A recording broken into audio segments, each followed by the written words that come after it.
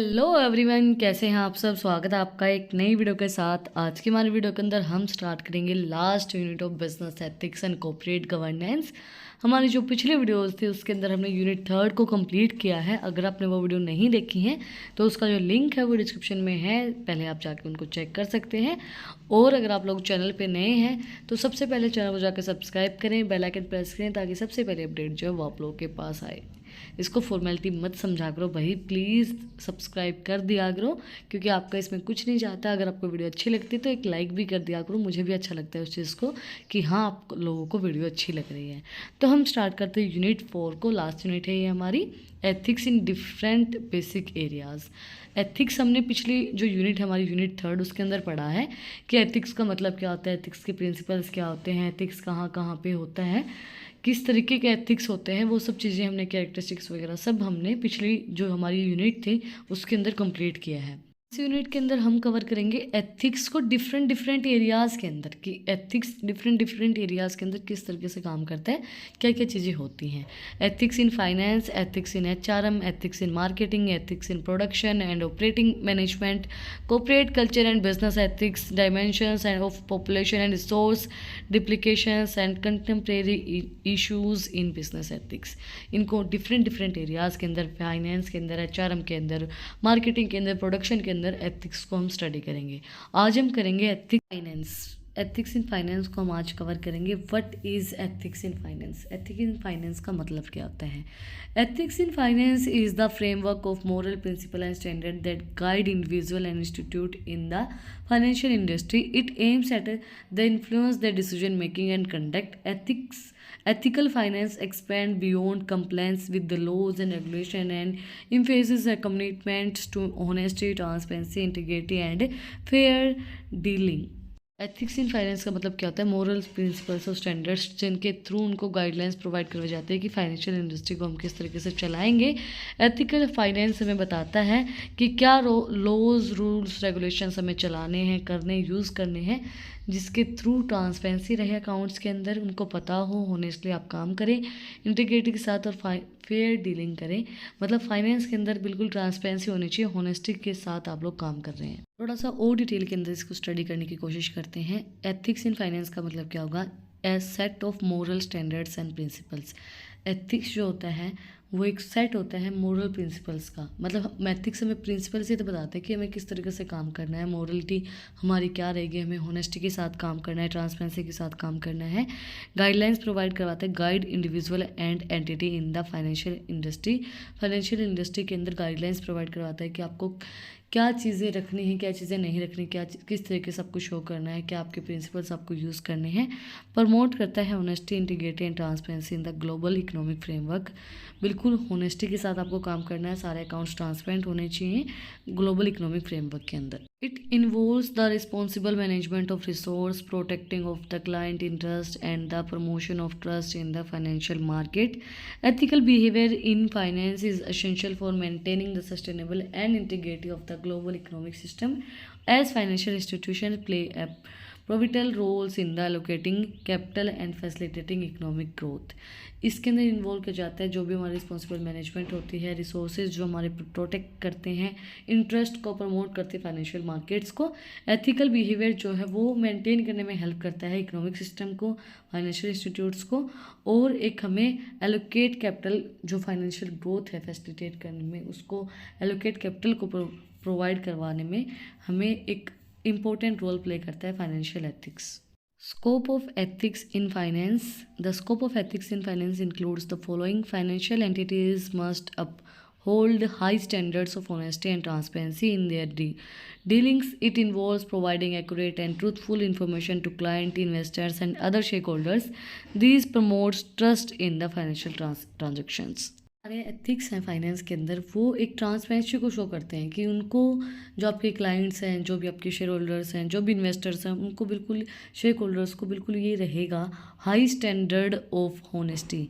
उनको ये लगेगा कि बिल्कुल होनेस्टी के साथ आपका काम हो रहा है, क्योंकि आप एथिक्स को फॉलो कर रहे हो तो बिल्कुल ट्रांसपेरेंसी रहेगी, सारी इन्फॉर्मेशन सही रहेगी उनके पास, क्लाइंट के पास बिल्कुल एक्यूरेट इन्फॉर्मेशन जाएगी। और ये चीज़ प्रमोट करती है कि आपकी जो ट्रांजेक्शन्स हैं वो बिल्कुल फाइनेंशियल ट्रांजेक्शन बिल्कुल सही हैं, आप प्रमोट करते हो कि आपकी जो ट्रांजेक्शन है उनके ऊपर ट्रस्ट किया जा सकता है। Ethical conduct in finance require the identify and minimize of capital of interest. Individual must protect the interest of their clients and share holders over personal gains. देखो एथिक्स के हेल्प से आपको ये एक श्योरिटी रहेगी कि कोई भी कॉन्फ्लिक्ट्स नहीं होंगे। सबको पता है कि सारी जो भी ट्रांजेक्शन्स हैं, जो भी चीज़ें हैं, वो बिल्कुल ट्रांसपेरेंट है, बिल्कुल फेयर हैं। तो आपको कोई भी कॉन्फ्लिक्ट्स नहीं होंगे आपके, उससे आपको सेफ फील रहेगा कि आपका इंटरेस्ट जो वो बिल्कुल सेफ है, क्योंकि सारी चीज़ें आप लोगों को शो कर दी जाती हैं उसके अंदर, एथिक्स के अंदर। नेक्स्ट है the ethical treatments of clients and investors is a vital aspect of financial ethics. It involves ensuring that investment recommendations are suitable for client needs and risk tolerance. It also includes clear and comprehensive information to help them make informed decision. Ethical treatment जो है वो client and investors को एक विचुअल aspect provide करवाता है financial ethics का। इसके अंदर इंक्लूड की जाती हैं जो भी हमारी इन्वेस्टमेंट की रिकमेंडेशंस होती हैं, जो भी क्लाइंट्स हमारे पास आते हैं जिनको नीड होती है, वो सब चीज़ें इसके अंदर इंक्लूड की जाती है। रिस्क टॉलरेंस किया जाता है इसके अंदर, इंक्लूड की जाती है क्लियर कंप्रिहेंसिव इन्फॉर्मेशन जो आपको हेल्प करती है डिसीजन लेने के अंदर। बिल्कुल क्लियरली आपको इन्फॉर्मेशन मिलेगी कि आपको इस चीज़ के अंदर डिसीजन लेना है, नहीं लेना है, आपको इन्वेस्टमेंट करनी नहीं करनी है। उसके लिए आपको एक सेफ़ चीज़ प्रोवाइड करवाती हैं एथिक्स हमें बताते हैं कि आपको इसके अंदर इंटरेस्ट लेना है, नहीं लेना है, आपको इन्वेस्टमेंट करनी है, नहीं लेनी है। तो इन्फॉर्मेशन हमें प्रोवाइड करवाती है जिससे हम अपना डिसीजन जो है वो ले सकते हैं with the help of ethics in finance. Next है financial decision should not only focus on maximise return but also consider the broader social, environmental and ethical implementation. Sustainable and socially responsible investing is essential in finance.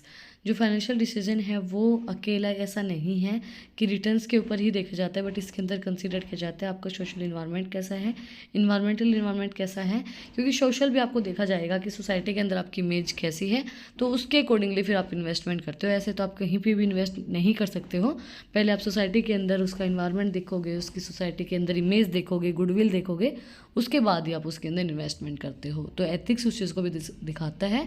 Topic हमारा principles of ethics in finance. तो first है financial decision must be based on unbiased analysis and objective assessment.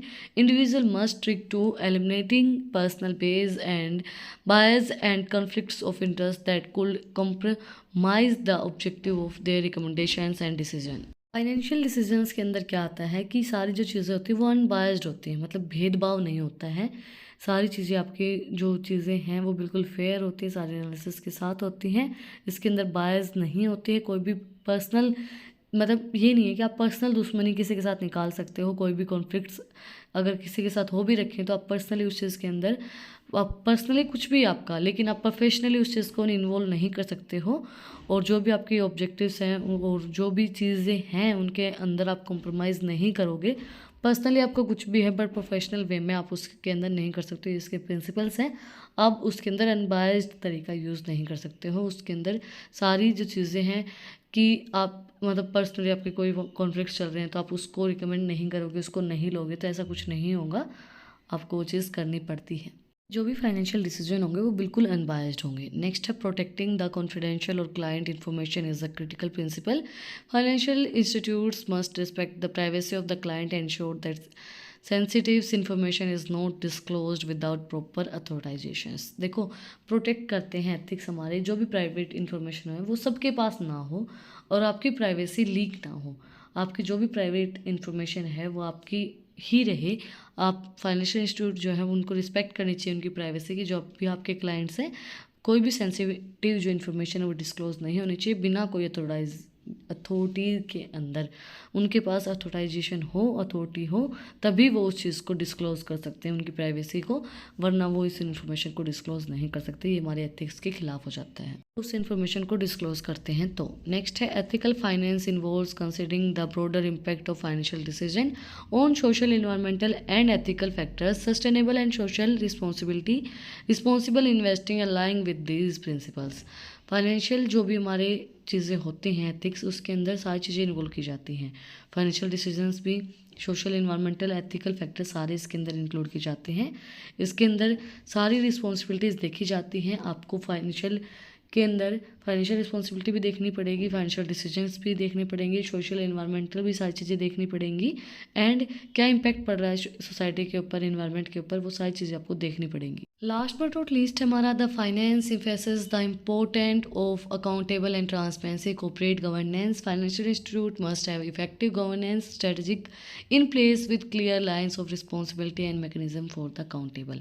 Finance जो है वो emphasis डालता है corporate governance के ऊपर, बिल्कुल ट्रांसपेरेंसी होनी चाहिए सारी चीज़ें अकाउंट्स के अंदर, और फाइनेंशियल इंस्टीट्यूट जो है वो एक इफेक्टिव गवर्नेंस को बनाते हैं जिसके अंदर क्लियरली रिस्पॉन्सिबिलिटीज़ जो हैं वो क्लियरली डिफाइन की जाती है, उनका मैकेनिज्म कैसा है और उनकी अकाउंटेबिलिटी कैसी है वो क्लियरली डिफाइन की जाती हैं। इसी के साथ आज का जो हमारा टॉपिक है वो कंप्लीट हो गया है। अगर आपको आज की वीडियो पसंद आई तो आप लोग को पता ही क्या करना है, कमेंट सेक्शन में मुझे बताना है कि आपको वीडियो कैसी लगी।